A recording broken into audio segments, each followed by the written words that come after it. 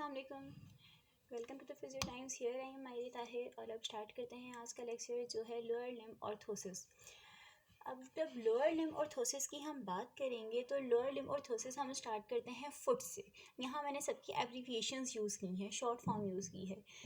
पहले हम फुट की बात करेंगे, फिर हम एक एक जॉइंट ऊपर चढ़ते जाएंगे और इसी तरह से उसमें एक एक वर्ड का इजाफा होता जाएगा। जिस तरह foot orthosis FO, ankle foot orthosis AFO, knee ankle foot orthosis KAFO, hip knee ankle foot orthosis HKAFO and the trunk hip knee ankle foot orthosis जो हमें फुल कवरेज देता है THKAFO। लोअर लिम्ब ऑर्थोसिस में सबसे पहले हम एक foundation use करते हैं और फाउंडेशन हमेशा शूज़ से बनती है, तो शूज़ जो है वो हम फाउंडेशन के तौर पे यूज़ करेंगे। फिर हम बात करते हैं फुट ऑर्थोसिस की। फुट ऑर्थोसिस से हम स्टार्ट करते हैं। फुट ऑर्थोसिस में हम शूज़ के अंदर कोई एक एक्स्ट्रा सपोर्ट यूज़ करते हैं। वो पैड्स की फॉर्म में भी हो सकती है, वो हील्स की फॉर्म में भी हो सकती है। तो फुट ऑर्थोसिस में हमने शूज़ के अंदर एक सपोर्ट लगानी होती है जो इंटीरियर होगी तो वो पैड्स की फॉर्म में होगी, एक्सटीरियर होगी तो वो हील्स की फॉर्म में होगी। अब हम पहले पैड्स की बात करते हैं। अच्छा, यहाँ पे मैं एक चीज़ क्लियर करना चाहूँगी कि ये सारी चीज़ें मैं just paper point of view से बता रही हूँ और यहाँ पे हमसे ना पेपर में स्ट्रक्चर पूछा जाता है और मतलब इसके मुतालिक ना हमसे इसकी मैन्युफैक्चरिंग वगैरह पूछी जाएगी। हमें सिर्फ इसकी इंडिकेशन पता होनी चाहिए कि हमने कौन सा पैड कहाँ पे यूज़ करना है, कौन सी ऑर्थोसिस को कब एडवाइस करना है। पैड्स में हमारे पास मेटाटार्सल पैड है, हील पैड है, हील्स पर पैड, लॉन्गिट्यूडनल आर्चेस और scaphoid pad. Metatarsal pad inflexible feet के लिए, हील पैड प्लांटर fasciitis के लिए, most important heel pad plantar fasciitis, heels पर पैड कल्केनियम स्पर के लिए होते हैं। लॉन्गिट्यूडनल आर्चेस फ्लैट फुट में एडवाइस करते हैं और स्केफॉइड पैड लॉन्गिट्यूडनल आर्चेस को सपोर्ट करने के लिए एडवाइस करते हैं। Next we move to the exterior heels. Heels में जो हमारे पास मोस्ट कॉमनली यूज हील होती है उसको कहते हैं थॉमस हील। थॉमस हील हम कब एडवाइस करते हैं? प्रोनेटेड फुट यानी पेस वेल्गस में। ओके, उसके बाद फुट में हमने पढ़ लिया, पैड्स भी पढ़ लिया, हील्स भी पढ़ लिया। अब हम आते हैं पोस्टिंग के ऊपर। अब व्हाट इज़ पोस्टिंग? पोस्टिंग भी एक सपोर्ट है जो हम या तो रेयर फुट पे लगाते हैं या फिर फोर फुट पे लगाते हैं।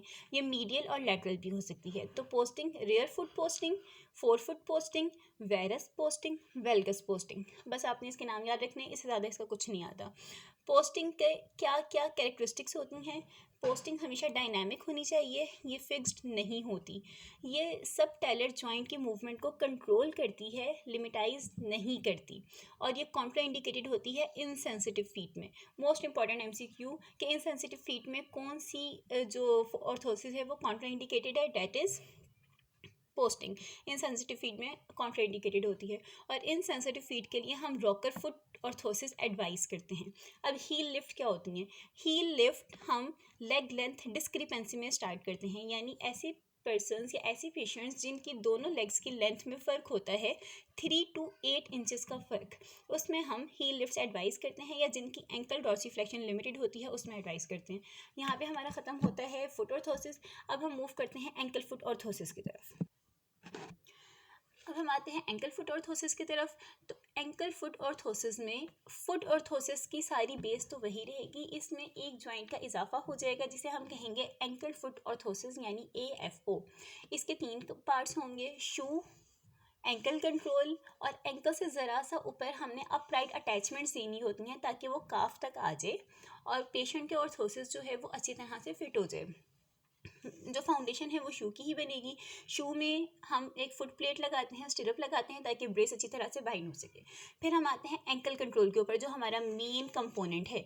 एंकल कंट्रोल, इसके ऊपर MCQs भी बहुत ज़्यादा आते हैं। ये 3 तरह का होता है। एक एंकल कंट्रोल वो होता है जो मोशन को लिमिटाइज नहीं करता, यानी किसी भी मूवमेंट को लिमिटाइज नहीं करेगा। एंकल पे तमाम मूवमेंट्स नॉर्मल रहेंगी, बस ये स्टेबिलिटी प्रोवाइड करते हैं। दूसरा हमारे पास आता है सॉलिड एंकल कंट्रोल। ये तमाम मूवमेंट को रिस्ट्रिक्ट कर देगा। सॉलिड एंकल ब्रेस पहनने के बाद कोई भी मूवमेंट पॉसिबल नहीं रहती, ये सिवियर केसेस में एडवाइस करते हैं। उसके बाद फिर आते हैं limited motion ankle control. Limited motion ankle control में किसी एक डायरेक्शन में मूवमेंट को लिमिटाइज किया जाता है, बाकी सारी जो डायरेक्शन में मूवमेंट जो होती हैं वो अलाउड होती हैं। उसके बाद मैंने आपको बताया था कि एंकल से ज़रा सा ऊपर हमने इसकी मेटालिक बैंड को लेकर जाना होता है, काफ बैंड्स होते हैं ताकि ये अच्छी तरीके से फिक्स हो सके पेशेंट के ऊपर, तो वो जो है अपराइट्स में आता है, मेटालिक होते हैं, ये सपोर्ट के लिए होते हैं और ये काफ बैंड्स होते हैं। अच्छा, उसके बाद फिर आते हैं स्पेशलाइज्ड AFO, यानी AFO की स्पेशलाइज्ड फॉर्म हमने कब कब एडवाइस करनी होती है।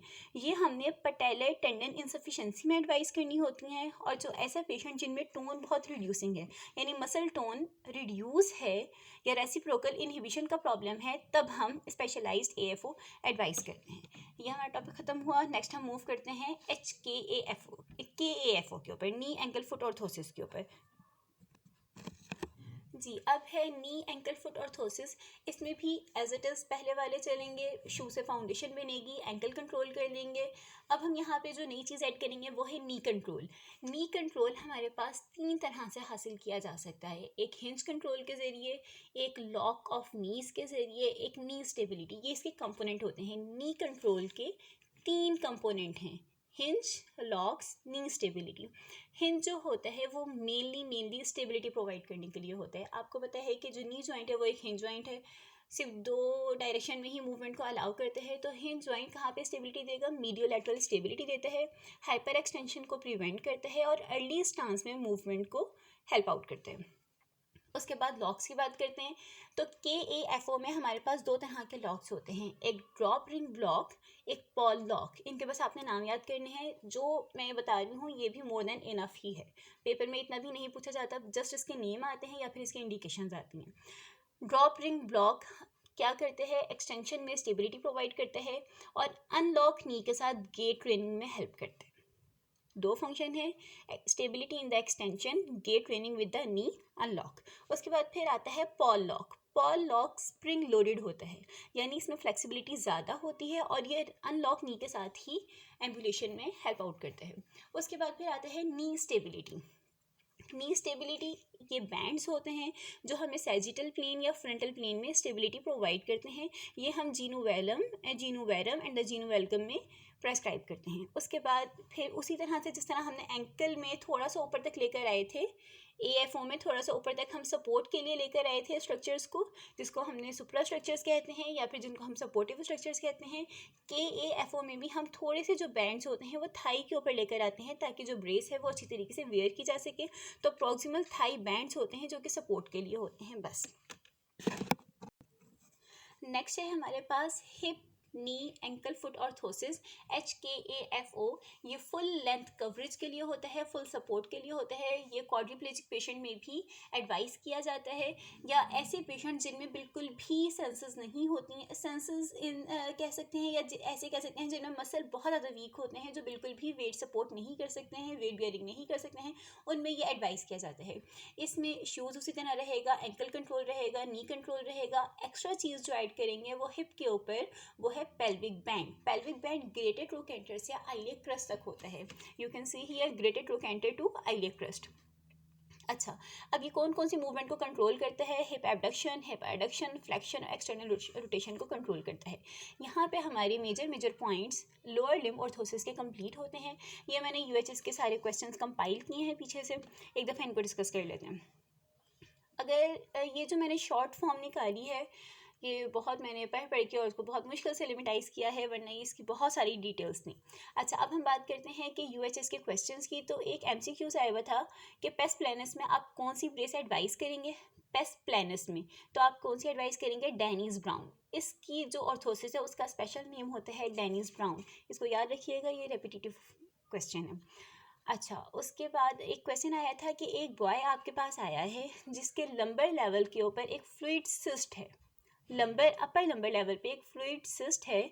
आपने उसको कौन सी ऑर्थोटिक डिवाइस रिकमेंड करनी है प्री एम्बुलेशन एंड एम्बुलेशन? इसमें आपने उसको ऑर्थोटिक डिवाइस बतानी थी। A boy with a fluid cyst at the level of the upper lumbar spine came to you, which orthotic device would you recommend for the ambulation? तो देखें, जब भी हमने प्री एम्बुलेशन यानी जब हमने उसको एम्बुलेशन स्टार्ट करवानी है, उससे पहले हम उसको KAFO नी एंकल फुट ऑर्थोसिस देंगे, क्योंकि लंबर स्पाइन में जब सिस्ट बन जाएगी तो आपको पता है क्वाड्स, ग्लूट्स और हमारे जितने ब्लैक मसल्स हैं वो वीक होना शुरू हो जाएंगे। तो पहले हम उसको नी एंकल फुट ऑर्थोसिस देंगे। जब उसमें थोड़ी सी स्ट्रेंथ आ जाएगी, इसके साथ वो स्टैंडिंग थोड़ी सी वॉकिंग सीख लेगा, फिर उसको हम AFO यानी एंकल फुट ऑर्थोसिस पर ले आएंगे। नेक्स्ट क्वेश्चन था, अ 9 year old girl came to you with her mother. Her mother told you that she has not developed curve in her feet.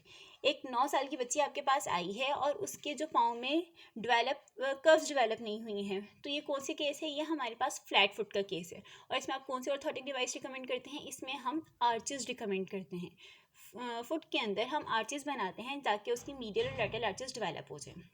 उसके बाद अगला था डायनामिक एग्जामिनेशन पे नोट लिखें। अब डायनामिक एग्जामिनेशन के नोट मैंने जहाँ से पढ़े बहुत एक्सटेंसिव थे, इसको मैंने थोड़ा सा शॉर्ट फॉर्म में करके लिखा है। डायनामिक एग्जामिनेशन क्या होता है? डायनामिक एग्जामिनेशन में हम सब्जेक्ट को ऑर्थोसिस वेयर करवाने के बाद उसका गेट पैटर्न चेक करते हैं, उसको हम डायनामिक एग्जामिनेशन कहते हैं। इसमें हमने देखना होता है अर्ली स्टांस, लेट स्टांस में, स्विंग फेज में देखना होता है। अगर पेशेंट अर्ली स्टांस में फुट स्लैप के साथ चल रहे तो इसका मतलब है कि उसके प्लांटर फ्लेक्सर्स ऑर्थोसिस को सपोर्ट नहीं कर रहे।